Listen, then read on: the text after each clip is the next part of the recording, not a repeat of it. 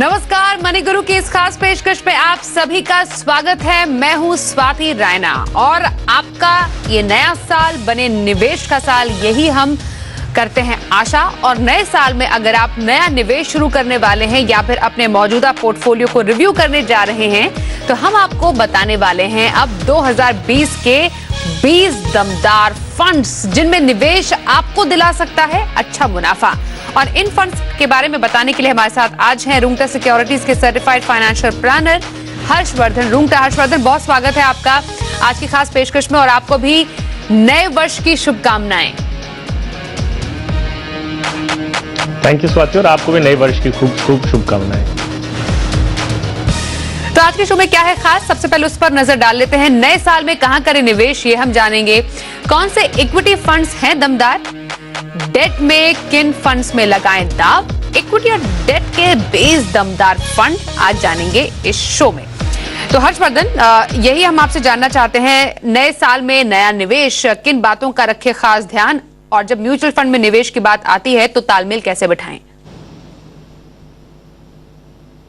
स्वाति, हम जानते हैं कि निवेशक जो होता है वो जरूरी नहीं है कि फाइनेंशियल मार्केट्स का एक्सपर्ट हो, लेकिन जमा हमें डेफिनेटली हमारी सेविंग्स करनी जरूरी है। और हम कोई भी फील्ड के हों, हमें पैसों की जरूरत आज भी होगी और आगे जाके भी होगी। सो म्यूचुअल फंड्स एक वो जरिया है जिसके माध्यम से अगर एक नॉन फाइनेंस प्रोफेशनल है या जो पैसों के बारे में नहीं जानता वो इन्वेस्टमेंट कहाँ करना, कोई इंजीनियर होगा, कोई डॉक्टर होगा, तो वो म्यूचुअल फंड का सहारा ले सकते हैं। म्यूचुअल फंड्स आपको हर तरीके की स्कीम्स देते हैं जिनमें ज्यादा रिस्क भी होता है, कम होता है। जैसे इन्वेस्टर की रिक्वायरमेंट होती है वैसी उनके पास स्कीम्स अवेलेबल होती है। तो ये जरूरी है कि एक निवेशक ये जाने कि किस तरह की स्कीम्स अवेलेबल हैं और उस बेसिस पे उनकी रिस्क प्रोफाइलिंग, उनकी जरूरतों के हिसाब से मैच करके अच्छी स्कीम्स अपने पोर्टफोलियो में जोड़ें, तो आगे जाके उन्हें वो पैसे जरूर काम आएंगे। तो नए साल में निवेश की शुरुआत करना चाहते हैं तो कुछ खास बातों का रखना है ध्यान, जिनको ध्यान में रख के आप कमा सकते हैं बेहतरीन मुनाफा। और ऐसे ही 20 दमदार म्यूचुअल फंड के अब हम चर्चा करने जा रहे हैं। और अलग अलग कैटेगरीज के फंड्स जो हम अपने पोर्टफोलियो में शामिल करते हैं, लार्ज कैप से लेकर मिड, मल्टी कैप और बहुत सारी जो कैटेगरीज है इक्विटी और डेट में, उस पर हम चर्चा करने जा रहे हैं। और इसी के तहत सबसे पहले हम लार्ज कैप कैटेगरी की चर्चा करेंगे। लार्ज कैप कैटेगरी क्या होती है और साथ ही पोर्टफोलियो में इसको शामिल करना क्यों जरूरी? स्वाति, एम्फी ने अभी ये जो डेफिनेशन है large cap, mid cap, small cap, इनका जो डेफिनेशन है वो स्टैंडर्डाइज कर दिया है। उन्होंने बहुत ही क्लियरली डिफाइन किया है कि जो सारी लिस्टेड कंपनीज में से जो टॉप 100 कंपनीज हैं मार्केट कैपिटलाइजेशन के बेसिस पे, वो कहलाएंगी लार्ज कैप। सो आपके पास मान लीजिए 6000 कंपनियां लिस्टेड हैं, उनमें से जो टॉप 100 कंपनीज हैं मार्केट कैपिटलाइजेशन के बेसिस पे, वो लार्ज कैप कहलाती हैं। सो इनका अगर हम मार्केट कैप देखें उस लिस्ट के अनुसार, करीबन 30,000 करोड़ से ज्यादा की जो मार्केट कैपिटलाइजेशन की कंपनी है वो होती है लार्ज कैप कंपनीज। तो अगर आप एक लार्ज कैप फंड में निवेश कर रहे हैं तो आपको ये यकीन है कि आपके पैसे जो हैं वो इन्हीं 100 कंपनियों में से सिलेक्ट करके इन्हीं में पैसे जमा किए जा रहे हैं। सो क्लियर डेफिनेशन है, कोई कंफ्यूजन अभी आज की तारीख में बचा नहीं। ओके, और कौन से लार्ज कैप फंड्स आप हमारे दर्शकों को बताने वाले हैं जो आपके पसंदीदा फंड्स है 2020 के फेवरेट पिक के तौर पर, और उनका रीजन भी जरूर बताएगा आपने ये फंड्स क्यों चूज किए? हम ये लार्ज कैप कैटेगरी में 3 फंड की रिकमेंडेशन करते हैं। जरूरी नहीं है कि हर एक निवेशक को तीनों स्कीम्स में निवेश करना है। 3 अलग अलग टाइप की स्कीम्स हैं जो लार्ज कैप कैटेगरी में आती हैं। पहली है IDFC निफ्टी फंड। ये एक पैसिवली मैनेज इंडेक्स फंड है। इसमें जब आप पैसे जमा करते हैं, निफ्टी की जो 50 कंपनियां हैं उन्हीं रेशियो में आपके पोर्टफोलियो में आपके पास इन्वेस्टेड रहेंगी। तो इसमें कॉस्ट कम होता है, इसमें ज्यादा ट्रैकिंग की जरूरत नहीं होती और एक अच्छा डाइवर्सिफाइड पोर्टफोलियो आपको मिल जाता है। सो कम कॉस्ट में एक अच्छा डाइवर्सिफाइड पोर्टफोलियो इंडेक्स के द्वारा आप ले सकते हैं। सो IDFC निफ्टी फंड एक रिकमेंडेशन है लार्ज कैप कैटेगरी में। दूसरा जो हमारा रिकमेंडेशन है वो है एक्सिस ब्लू चिप फंड। ये भी एक लार्ज कैप फंड है जो एक एक्टिवली मैनेज है, विच मींस जो इनके शेयर्स जो जिस कंपनियों में निवेश करते हैं, ये फंड मैनेजर खुद से अपनी रिसर्च करके और फिर वो स्टॉक सिलेक्ट किए जाते हैं। श्रेयांश दिवालकर इस फंड के मैनेजर हैं। AUM करीबन 9,500 करोड़ का है और जो परफॉर्मेंस रहा है वो अगर हम 3 या 5 साल की श्रेणी में देखें या लास्ट 1 ईयर की श्रेणी में भी देखें तो करीबन सबसे टॉप में रहा है और अच्छा प्रदर्शन दिया है। तीसरा फंड जो हम कंसिडर करेंगे वो है ICICI Pru blue chip fund. इसका एयूएम जो है वो करीबन 24,000 करोड़ आसपास है और ये जो फंड है ये मई 2008 में लॉन्च किया गया था। इस फंड ने मार्केट के सारे अप्स एंड डाउन्स देख लिए हैं। 2008 की जो मंदी आई थी वो भी इस फंड ने देखी है और आज करीबन ये 11 साल पूरे कर चुका है और कंसिस्टेंट परफॉर्मेंस रहा है। तो ये एक हमारा रिकमेंडेशन लार्ज कैप कैटेगरी में। तो 3 स्कीम्स हमने लार्ज कैप कैटेगरी में सजेस्ट की हैं। फिर से दोहरा रहा हूं, जरूरी नहीं है कि तीनों में निवेश करना है, लेकिन ये इन कैटेगरी की अच्छी स्कीम्स मानी जाती हैं। तो लार्ज कैप के फंड्स जो कि हर्षवर्धन बता रहे हैं, रेकमेंड जो कर रहे हैं इन्वेस्ट करने के लिए, हम आपको बताएं कि फंड्स किसी पर्टिकुलर ऑर्डर में नहीं है, लेकिन ये इनकी रिकमेंडेशन है जो हर्षवर्धन बता रहे हैं। 2020 के अच्छे साबित हो सकते हैं आपके पोर्टफोलियो के लिए। अब हम आते हैं लार्ज कैप के बाद मिड कैप कैटेगरी में।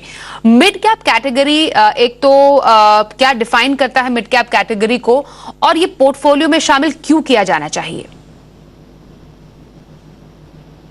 सो वेल स्वाति, जैसे हमने कहा कि अगर ये एम्फी की डेफिनेशन के बेसिस पे अगर हम देखते हैं, सो 101 जो मार्केट कैपिटलाइजेशन बेसिस पे अगर हम देख रहे हैं, सो टॉप की 100 कंपनीज हमने कहा कि लार्ज कैप है।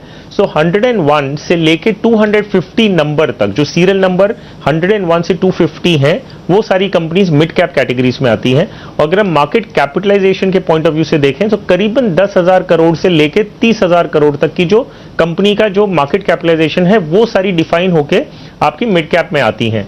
अब मिड कैप वो कंपनीज हैं जो हम मानते हैं कि आगे जाते हुए ग्रोथ पोटेंशियल ज्यादा है उनमें, तो वो कल जाके लार्ज कैप बनेंगी। जो भी आज की तारीख में लार्ज कैप कंपनी है वो कभी ना कभी तो स्मॉल कैप भी थी, मिड कैप भी बनी और फिर लार्ज कैप बनी। सो जो मिड कैप कैटेगरी होती है उसमें ये उम्मीद लगाई जाती है कि उसमें आपको थोड़ा ज्यादा रिटर्न मिलेगा और रिस्क भी उस हिसाब से थोड़ा ज्यादा होता है। सो आप अपने पोर्टफोलियो में एक छोटा हिस्सा, मान लीजिए 30% तक आप अगर एक मिड कैप पोर्टफोलियो में जमा करते हैं तो आपको ये उम्मीद होती है कि ये जो 30% है इसमें मुझे थोड़ा ज्यादा रिटर्न मिलेगा लार्ज कैप से। सो मिड कैप उस हिसाब से आप अपने पोर्टफोलियो में जरूर जोड़ सकते हैं। तो मिड कैप फंड क्या होते हैं और पोर्टफोलियो में शामिल करना ये भी बेहद जरूरी है और किस परसेंटेज में, बताया हर्षवर्धन। आपके पसंदीदा मिड कैप फंड्स कौन से आप रेकमेंड करेंगे साल 2020 के लिए और उनको चूज करने के पीछे आपका क्या रीजन है? सो वेल 3 स्कीम्स हम मिड कैप कैटेगरी में भी सजेस्ट करते हैं। एक है HDFC mid cap opportunities fund, ये चिराग सितलवड़कर मैनेज करते हैं। ये सन 2007 से इस फंड के साथ मैनेज कर रहे हैं। सो इन्होंने फंड का पूरा लाइफ साइकिल देखा है और AUM भी इस मिड कैप कैटेगरी के हिसाब से काफी हेल्दी है, जो है करीबन 22,000 करोड़। तो ये एक फंड है जो आप एक बड़ा AUM का मिड कैप अगर चुनना चाहते हैं तो आप कर सकते हैं। दूसरा फंड जो है वो है L&T मिड कैप फंड। अब ये एक कंपैरेटिवली छोटा फंड है, इसमें करीबन 6,000 करोड़ का AUM है टोटल में, लेकिन 6,000 करोड़ में भी इन्होंने जो डाइवर्सिफिकेशन किया है, करीबन 81 स्टॉक्स इस कंपनी इस स्कीम में है।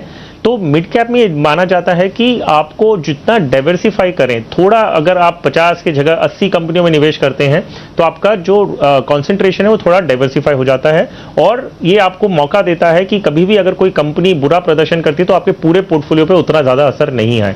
सो डाइवर्सिफिकेशन और एक मीडियम साइज का फंड अगर मान लिया, छोटा फंड मान ले, तो करीबन 6,000 करोड़ का आपके पास L&T मिड कैप फंड है। तीसरा अगर हम बात करें तो फ्रैंकलिन प्राइमा फंड, ये करीबन अगर माना जाए तो सबसे one of the oldest scheme है जो ओरिजिनली भी मिड कैप ही थी और आज भी मिड कैप है। ये करीबन 1993 में लॉन्च की गई थी और आप क्योंकि 93 में लॉन्च की गई, इन्होंने सारा साइकिल देख लिया है। आपके लिबरलाइजेशन के बेनिफिट्स, .com का जो .com की प्रॉब्लम हुई थी IT सेक्टर में, 2008 समझ लीजिए, 2014 के चुनाव हैं, ये सारा साइकिल देखा हुआ है और one of the consistent performer है। तो मिड कैप में हमारे पास ये 3 रिकमेंडेशन है और जैसे मैंने पहले भी कहा कि कोई भी एक या मैक्सिमम 2 स्कीम कोई भी निवेशक अपने पोर्टफोलियो में चूज कर सकता है। तो 20 दमदार फंड के हमने मिड कैप कैटेगरी के हर्षवर्धन के पसंदीदा फंड्स जाने हैं और अब तक 20 में से 6 दमदार फंड्स हम आपको साल 2020 के लिए बता चुके हैं हर्षवर्धन रुंगटा की पसंद के मुताबिक। अब हम आएंगे एक और कैटेगरी की तरफ, मल्टी कैप कैटेगरी। अब मल्टी कैप फंड्स एक तो क्या डिफाइन इन्हें करता है और क्यों किसी के पोर्टफोलियो के लिए ये बन सकते हैं दमदार रिटर्न की guarantee? So well multi cap जैसे डेफिनेशन होता है कि लार्ज, मिड, स्मॉल कैप, ऐसी एम्फी ने सारी कंपनियों को 3 कैटेगरी में डिवाइड कर दिया है। अब कई बार इन्वेस्टर सोचते हैं कि मुझे कितना allocation multi cap large cap में रखना है, कितना मिड कैप में रखना है, कितना स्मॉल कैप में होना चाहिए, क्या मुझे खुद से ही उसे हर टाइम रीबैलेंस करते रहना है।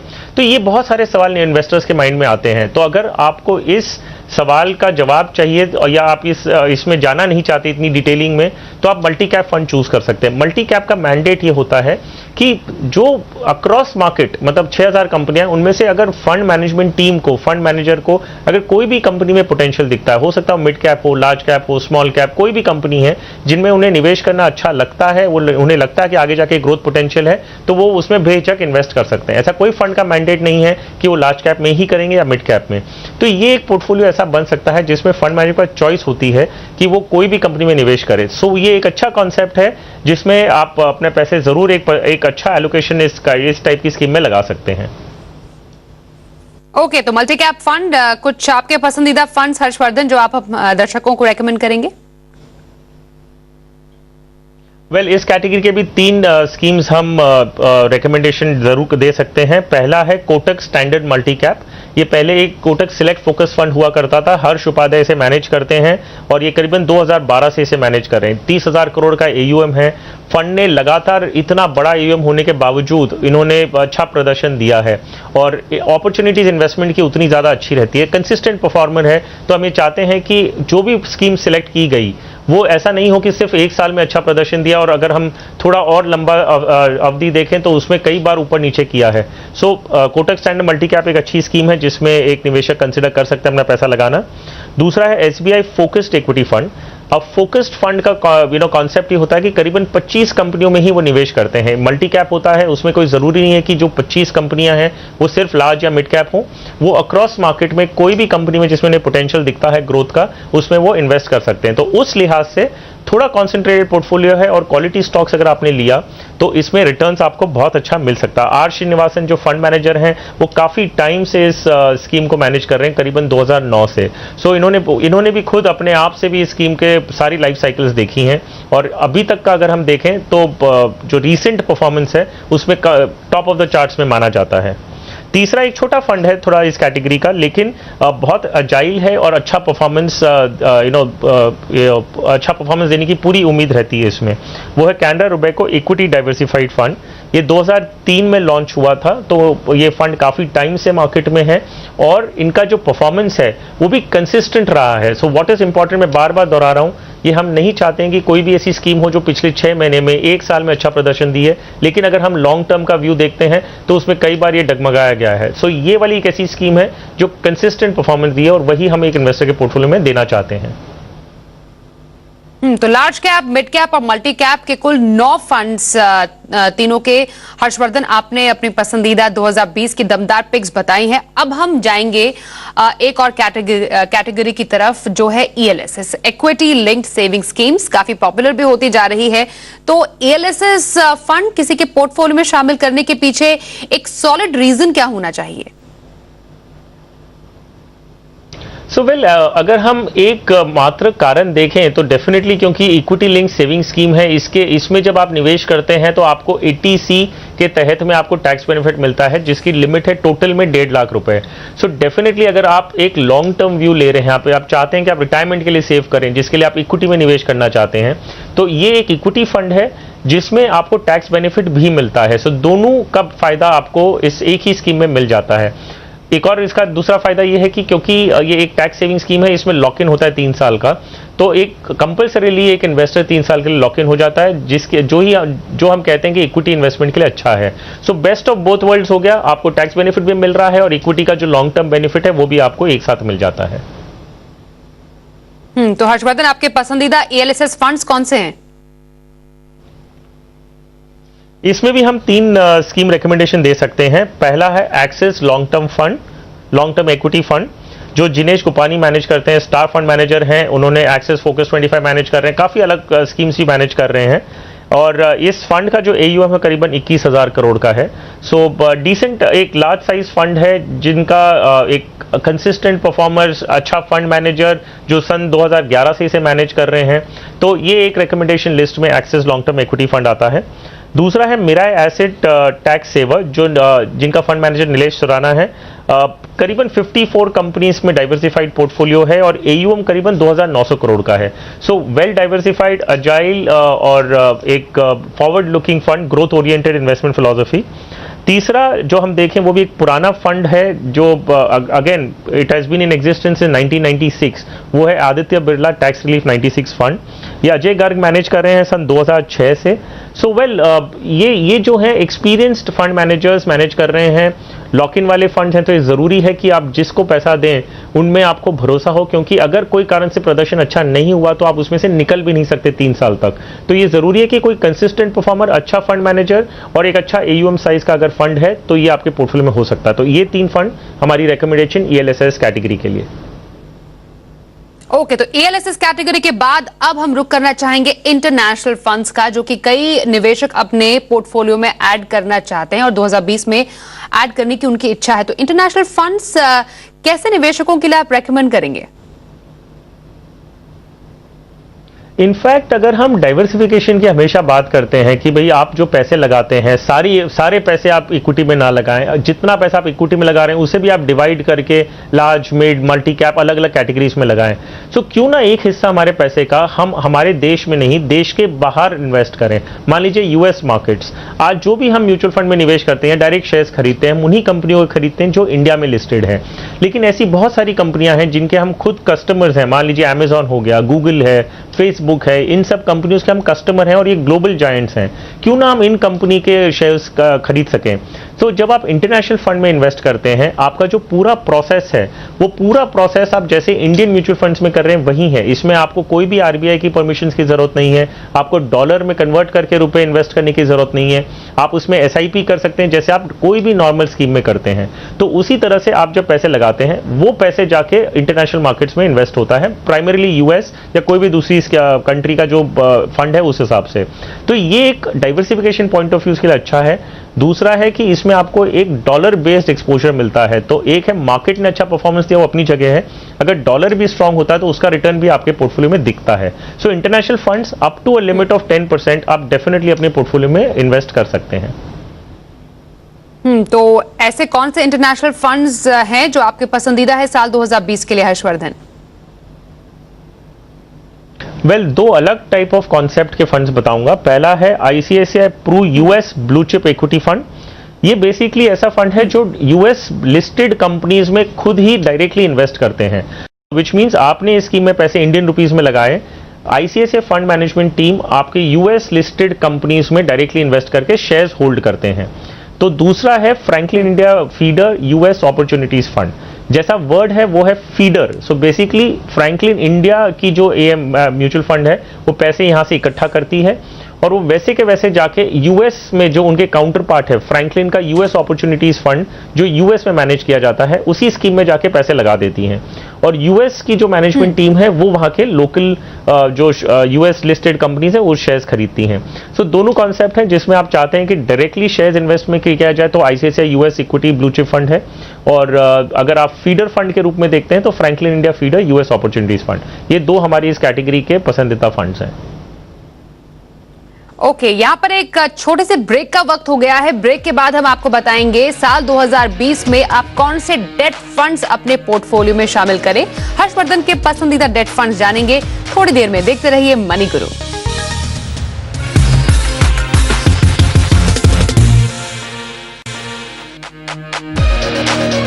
मनी गुरु निवेश 2020 में हम बता रहे हैं आपको 20 दमदार म्यूचुअल फंड्स। हमारे साथ हैं आज हर्षवर्धन रूंगटा। हर्षवर्धन, हमने इक्विटी फंड कैटेगरी तो डिस्कस कर ली, आपके पसंदीदा फंड्स भी जान लिए। अब हम आ रहे हैं डेट फंड्स कैटेगरी की तरफ। तो एक पोर्टफोलियो में जितना इंपॉर्टेंट इक्विटी है, जैसा आपने शुरुआत में बताया था, उतना ही इंपॉर्टेंट डेट भी है।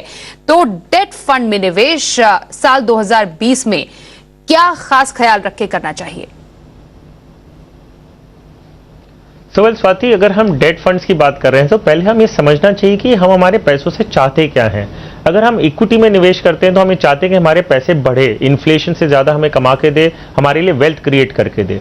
अगर हम डेट की तरफ ध्यान दे रहे हैं कि हमें डेट में इन्वेस्ट करना है तो हमारा ऑब्जेक्टिव क्या है? सो डेट में इन्वेस्टमेंट का जो ऑब्जेक्टिव होता है वो प्राइमरीली है कि कैपिटल प्रिजर्वेशन, विच मीन्स कि हम नहीं चाहते कि हमारे पैसे कोई भी तरह से नुकसान हो, मॉडरेट रिटर्न मिले ठीक है, लेकिन जब जरूरत पड़े तो वो पैसे मुझे निकाल के मैं यूज कर सकूं। सो कैपिटल प्रिजर्वेशन एक आइडियली एक रिक्वायरमेंट होती है डेट फंड की। कंफ्यूजन कहाँ होता है जब हम चाहते हैं कि हम करें तो डेट में, लेकिन हमें बहुत ज्यादा रिटर्न मिले, 10% 11% के आसपास रिटर्न मिले। जब आप ऐसा सोचते हैं तब आप उसमें एक लो रेटेड पेपर में इन्वेस्ट करते हैं, आप क्रेडिट रिस्क फंड टाइप के पेपर में इन्वेस्ट करते हैं। तो क्या ये सच में आपका ऑब्जेक्टिव था कि आपको पैसे अगर कमाने हैं, बढ़ाने हैं, तो इक्विटी है आपके पास, अगर आप प्रिजर्व करना चाहते हैं तो डेट में आइए। तो इस कैटेगरी में हमने हमेशा सुझाव दिया है कि आप एकदम क्लियर रहें कि बहुत ज्यादा हाई रिटर्न नहीं मिलेगा, लेकिन आप जहां भी निवेश करें आपके पैसों को नुकसान होने का डर ना हो। तो हमने इस कैटेगरी में overnight funds, liquid funds, short term funds या गिल्ड फंड्स, इन्हीं 4 कैटेगरी में इन्वेस्ट करने की सलाह हमारे इन्वेस्टर्स को दी है। ओके, तो शुरुआत ओवरनाइट या फिर लिक्विड फंड से करें तो ओवरनाइट और लिक्विड फंड दोनों ही फंड्स निवेश करने से पहले किन बातों का ख्याल, और आपके पसंदीदा ओवरनाइट लिक्विड फंड्स भी बताएं दर्शकों को। सो फर्स्ट एंड फॉरमोस्ट जब आप इन फंड्स में कर रहे हैं, आप ध्यान रखें कि इसमें जो रिटर्न्स आपको मिलेगा वो रिटर्न्स आपकी सेविंग्स अकाउंट से बेटर मिलेगा। बहुत ज्यादा हाई रिटर्न्स की उम्मीद आप नहीं रख सकते। करीबन 5-6 से 5.5-6% के आसपास रिटर्न्स आप एक्सपेक्ट कर रहे हैं, और ये ऐसे हैं जब आपको जरूरत पड़े पैसे आपके हाथ में आएंगे। इनमें कैपिटल रिस्क ज्यादा नहीं होता, बेसिकली आप इसे नेग्लिजिबल मान के चल सकते हैं। तो आपको नुकसान होने का जो डर है वो कम से कम इसी इन कैटेगरीज फंड्स में है। सो ओवरनाइट फंड्स में आईसीआईसीआई प्रू ओवरनाइट फंड एक हमारी पसंद की स्कीम है, और दूसरी अगर लिक्विड फंड की बात करें जिसमें इन्वेस्टमेंट करीबन 90 डेज तक का होता है, वो है एक्सिस लिक्विड फंड। ओके, तो ICICI prudential overnight fund category में हर्षवर्धन की पसंदीदा फंड, और एक्सिस लिक्विड फंड कैटेगरी में हर्षवर्धन का पसंदीदा फंड है। अगली कैटेगरी डेट में ही जिसका आपने जिक्र किया वो है शॉर्ट टर्म बॉन्ड फंड। तो ये कैटेगरी में निवेश कैसे, निवेशकों के लिए क्या ख्याल रखें, क्यों जरूरी है किसी पोर्टफोलियो में, और आपका पसंदीदा फंड कौन सा होगा इसमें? सो वेल, अगर जब हम शॉर्ट टर्म फंड्स की बात कर रहे हैं, सो जिस स्कीम में आप पैसे लगाते हैं वो स्कीम कितनी एवरेज मैच्योरिटी के पेपर में इन्वेस्ट की है। सो अगर 2 या 3 साल का पेपर है जिसमें आपका टाइम होराइजन भी, मान लीजिए आप कहते हैं कि मुझे डेट में निवेश करना है लेकिन मुझे 2 या 3 साल तक एक बार फिलहाल रखना है, तो शॉर्ट टर्म फंड्स आपके लिए मोस्ट सूटेबल होते हैं। इसमें जो वॉलेटिलिटी है वो लॉन्ग टर्म फंड्स के कंपैरेटिव में बहुत कम होती है। इंटरेस्ट रेट अगर मूव करते हैं तो भी इतना असर आपको इसमें नहीं दिखेगा जितना आपको लॉन्ग टर्म फंड्स में दिखेगा। सो ये कैटेगरी में जब आप निवेश करें, इनके 2 फंड्स हैं जो हमें पसंद हैं। एक है IDFC bond fund short term plan, ये सुयश चौधरी मैनेज करते हैं, और डेट मैनेजमेंट के जो स्पेस है उसमें बहुत ही पॉपुलर है, बहुत ही अच्छे फंड मैनेजर हैं डेट स्पेस में। इस फंड की एवरेज मैच्योरिटी करीबन 2 साल की है, और जो भी इन्वेस्टमेंट ये स्कीम करती है वो सिर्फ AAA पेपर्स में करती है। तो वो हिसाब से आप निश्चिंत हो सकते हैं कि एक अच्छा फंड है जिसमें आपका इन्वेस्टमेंट भी सबसे सेफ कंपनीज में जा रहा है।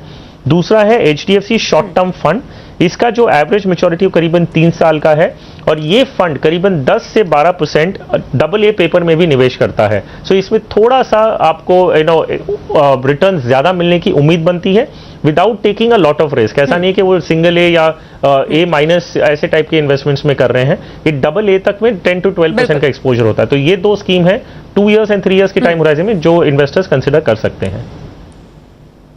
आखिरी कैटेगरी में आपसे जो जानना चाहती हूं और जिनके आखिरी 2 फंड्स मैं आपसे जानूंगी वो है गिल्ट फंड्स। पोर्टफोलियो में शामिल क्यों, और आपके पसंदीदा 2 गिल्ट फंड्स? तो वेल, हमने 2019 में बहुत सारी डेट कैटेगरी में डिफॉल्ट्स देखे हैं जो पहले AAA माने जाते थे, ओवरनाइट रातों रात उन्हें डिफॉल्ट कैटेगरी में आ गए हैं। तो जो निवेशक ये चाहते हैं कि मुझे कैपिटल का बिल्कुल रिस्क नहीं लेना है, तो सॉवरेन गारंटी आपको जो है वो गिल्ट फंड्स में आपको मिलती है, क्योंकि जो इन्वेस्टमेंट होता है वो सिर्फ गवर्नमेंट सिक्योरिटीज में होता है। इसमें 2 फंड्स आप सिलेक्ट कर सकते हैं, वो है Nippon India guilt securities fund. इस फंड की एवरेज मैच्योरिटी जो है वो करीबन 8 साल की है। सो गिल्ट में जब आप निवेश कर रहे हैं, आप ये ध्यान रखें कि ये लॉन्गर टर्म ड्यूरेशंस के लिए, अगर आप एक अच्छा पोर्टफोलियो लॉन्ग टर्म के लिए डेट में रखना चाहते हैं तो गिल्ट आप कंसिडर कर सकते हैं। दूसरा है आईडीएफसी गवर्नमेंट सिक्योरिटीज फंड। जैसे मैंने कहा कि डेट कैटेगरी में अगर हम एक स्टार फंड मैनेजर देखें तो सुयश ऑफकोर्स एक बहुत अच्छा फंड मैनेज करते हैं, और वो है आईडीएफसी गिल्ट सिक्योरिटीज फंड। जैसे मैंने कहा, इस फंड की एवरेज मैच्योरिटी थोड़ी ज्यादा लंबी है, करीबन 10 से 11 साल की है, बट ये एक लॉन्ग टर्म डेट पोर्टफोलियो के हिसाब से मोस्ट अप्रोप्रिएट फंड माना जाता है।